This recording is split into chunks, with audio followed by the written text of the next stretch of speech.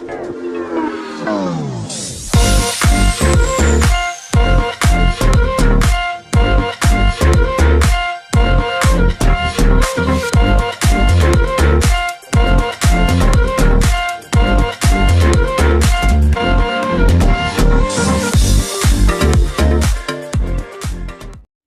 semua, salam sejahtera Malaysia. Di dalam perkembangan terkini, berkaitan dengan status Ismail Sabri Yaakob, di mana beliau adalah bekas Perdana Menteri.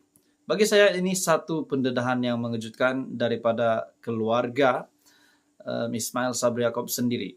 Ada yang berkata semasa jadi siapa-siapa sajalah individu, mesti kita pernah dengar cerita kedai kopi, cerita dengan rakan-rakan keluarga. Mesti ada yang berpandangan bahwa sekiranya ada jawatan, ada pangkat tinggi, Anda akan dilihat mempunyai kuasa.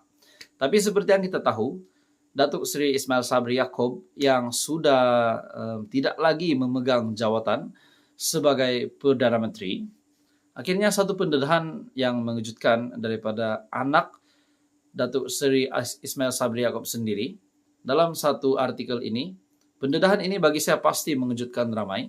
Artikel dari Beautiful Nara, dalam tajuk artikel ini, ayah dah tak jadi Perdana Menteri, semua pakat lesap.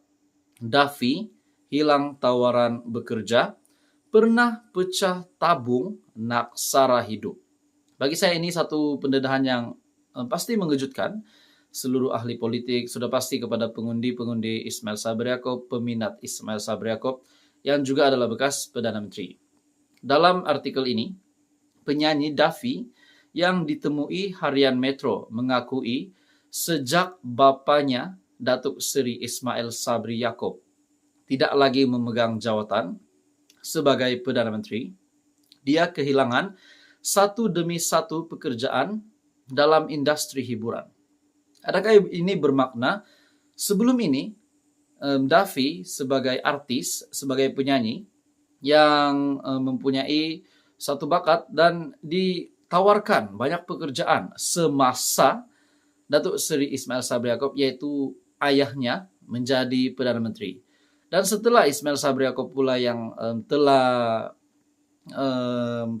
membubarkan parlimen, dan akhirnya beliau tidak berjaya untuk sekali lagi menjadi Perdana Menteri. Akhirnya ini pendedahan yang mengejutkan daripada Daffy bahwa beliau kehilangan satu demi satu pekerjaan dalam industri hiburan. Mungkin ada yang berpendapat, adakah mereka bankrupt? Jadi kita mendengar pendedahan ini daripada Daffy. Tapi sebelum itu mohon kiranya Anda bantu channel ini dengan menekan butang like, Anda dipersilakan share dan juga tekan butang subscribe. Dalam artikel ini, namun begitu dia tidak mahu mempersoalkan mengenai perkara itu kerana menganggap ia adalah ujian dan rezeki tidak berpihak kepadanya. Tawaran bekerja bukan tiada langsung. Memang ada, tapi ada juga yang dah dipersetujui tapi dibatalkan begitu saja. Tiba-tiba mereka beritahu tak jadi, sedangkan sebelum itu beria-ia bagi tawaran. Kata Daffy lagi, dia sudah bersedia dengan pelbagai kemungkinan dan beranggapan bahwa orang di luar sana tidak faham bahwa dia tidak ada kena-mengena dengan karier politik bapanya itu. Bila dah tiada apa-apa, semuanya lesap macam itu saja. Masa ayah dilantik menjadi Perdana Menteri, saya balas mesej dari jam 5 petang sampai jam 9 pagi esok. Mereka yang dah lama hilang pun tiba-tiba bertanya kabar. Tambahnya lagi, dia tidak pernah bercakap soal politik ketika bapanya memegang tampuk pemerintahan dan tak pernah mendapat apa-apa keistimewaan pun. Mereka tak tahu situasi sebenarnya. Malah waktu-waktu tiada tawaran bekerja, saya pernah pecahkan tabung berisi duit shilling, bawa ke bank untuk ditukar, buat belanja sampai hujung bulan, ujarnya. Jadi ini satu pendedahan yang mengejutkan bagi saya. Apa komen Anda dengan pendedahan anak daripada Ismail Sabri Yaakob yang juga bekas Perdana Menteri? Teruskan bersama di dalam channel ini. Info padu, info hangat disediakan di dalam channel ini. Jangan lupa tekan butang like, share, dan subscribe. Hai semua, salam sejahtera Malaysia. Selamat datang ke channel Fels Lifestyle. Info padu, info hangat disediakan di dalam channel ini. Baru-baru ini kita dikejutkan dengan permohonan ataupun hasrat daripada pejuang yang mahu masuk menjadi anggota komponen di dalam Perikatan Nasional. Di mana parti-parti yang ada di dalam Perikatan Nasional di bawah pimpinan Tan Sri Muhyiddin Yassin sebagai pengerusi Perikatan Nasional, Timbalan Pengerusi Perikatan Nasional yaitu Tan Sri Abdul Hadi Awang yang juga Presiden PAS, dan akhirnya permohonan pejuang sah ditolak.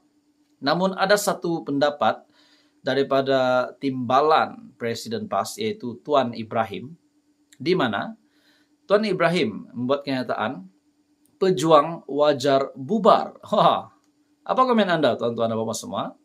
Setelah pejuang yang ditolak oleh Perikatan Nasional, Tuan Ibrahim pula tiba-tiba membuat kenyataan pejuang wajar bubar. Pejuang wajar bubar, ahli serta IPAS dan bersatu. Maksudnya Mukris dan semua ahli dalam pejuang bubar dan mereka bebas untuk memilih untuk menyertai, sama ada menyertai PAS ataupun menyertai bersatu dan mungkin menyertai gerakan parti di dalam Perikatan Nasional. Itu adalah kenyataan Tuan Ibrahim. Timbalan Presiden PAS, Tuan Ibrahim Tuan Man, berkata, PN menolak permohonan pejuang untuk menyertai gabungan itu kerana risau kemasukan parti baru menjelang pilihan raya negeri akan mengganggu perbincangan pembahagian kerusi. Ya, sudah pasti bagi saya pendapat secara pribadi, apa yang saya dapat lihat di sini, pejuang mahu menyertai di bawah satu gabungan yang kuat. Dan kita dapat lihat semasa pilihan raya umum ke-15, keputusan yang dikeluarkan adalah Pakatan Harapan dan Perikatan Nasional yang mendapat jumlah undian yang tertinggi. Dan sudah pasti PH dan BN yang bergabung menjadi kerajaan hari ini dibentuk menjadi kerajaan perpaduan. Tetapi pejuang memilih untuk menyertai, untuk memohon menjadi anggota komponen di dalam Perikatan Nasional. Namun mereka telah ditolak. Jadi bagi saya ini adalah mungkin satu inisiatif Mukris dan kepimpinan pejuang untuk talian hayat mereka untuk menyertai, untuk terlibat dalam pilihan raya negeri pada tahun ini. Sudah pasti bagi saya secara pribadi, semasa PRU15, pejuang yang tidak menang satu kerusi pun, di bawah pimpinan bekas Perdana Menteri Mahathir Mohamad, Tun M, sudah pasti mereka perlu bernaung di bawah satu gabungan yang kuat untuk menyelamatkan kapal mereka. Tapi akhirnya mereka telah ditolak oleh Perikatan Nasional, dan ini kenyataan daripada Tuan Ibrahim. Pejuang wajar bubar. Apa komen Anda tuan-tuan dan bapak semua? Sepatutkah pejuang bubar? Dan Mukris dan semua ahli di dalam pejuang bebas untuk menyertai PAS ataupun bersatu. Dalam kenyataan ini, masa dia masuk dekat pilihan raya negeri, parti komponen PN sudah bincang. Bila terima masuk, ia mungkin akan mengganggu proses perbincangan yang sedang berjalan. Pejuang yang kalah PRU15 dan setiap calonnya termasuklah bekas Perdana Menteri Dr. Mahathir Mohamad kehilangan uang deposit. Adakah